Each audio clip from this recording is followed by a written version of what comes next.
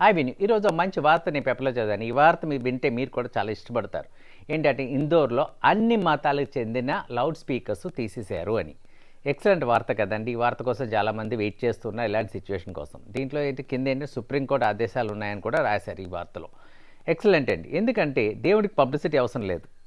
దేవుడికి పబ్లిసిటీ అస్సలు అవసరం లేదు. దేవుడు అందరికీ తెలుసు. దేవుడు అందరి వాడు కూడా, ఏ మతం అయినా సరే. ఇంకొకటి ఏంటంటే మన ఈ లౌడ్ స్పీకర్స్ పెట్టి నా మతం గొప్పది, మా దేవుడు గొప్పవాడని చెప్పి పెద్ద హై సౌండ్స్లో మీరు పెడుతూ ఉంటారు స్పీకర్స్. పెట్టినప్పుడు ఏమవుతుందంటే ఎంతమంది డిస్టర్బ్ అవుతున్నారు మీ యొక్క ప్రేయర్స్ వల్ల, ఎంతమంది డిస్టర్బ్ అవుతున్నారు. మీరు మంచి చేస్తున్నారా చెడు చేస్తున్నారా? దేవుడు ఏమైనా చెప్పాడా నాకు ఇలా మిగతా వాళ్ళని డిస్టర్బ్ చేసి నాకు పూజలు చేయమని చెప్పాడు? ఎక్కడా చెప్పలేదండి. ఏ మతంలో ఏ గ్రంథంలో చెప్పలేదు. శాంతి మిగతా వాళ్ళని ప్రేమించమని దేవుడు చెప్పాడు.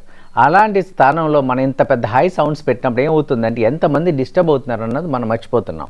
చిన్న పిల్లలు పడుకొని ఉంటారు, హాస్పిటల్లో ఉండే పేషెంట్స్ ఉంటారు, తర్వాత ఎగ్జామ్స్ చదువుకునే వాళ్ళు ఉంటారు, తర్వాత అనేక ఇబ్బందులతో నిద్ర పట్టకుండా డిప్రెషన్లో ఉండేవాళ్ళు ఉంటారు. ఇలా రకరకాలు ఉండే వాళ్ళని మనం ఇంకా డిస్టర్బ్ చేస్తున్నాం. ఒక్కసారి ఆలోచించండి. మన చర్య వలన మిగతా వాళ్ళకి ఇబ్బంది కలుగుతుందా లేదా అన్నది ఆలోచించండి. సో దయచేసి మీరు ఆలోచించండి. మీ యొక్క ప్రార్థనా స్థలాల్లో హై సౌండ్స్, హై డెసిబుల్స్తో మీరు లౌడ్ స్పీకర్స్ వాడేటప్పుడు ఇది కరెక్టా కాదా ఒకసారి ఆలోచించండి. పైగా ఏంటంటే డెసిబుల్స్ పెరిగి సౌండ్ వింటే హ్యూమన్ ఇయర్కి అది మంచిది కూడా కాదు. హైపర్ టెన్షన్ మిగతా స్ట్రెస్సెస్ కూడా పెంచుతుందని దయచేసి ఆలోచించండి. మిగతా వాళ్ళని డిస్టర్బ్ చేసే హక్కు మనకి లేదు.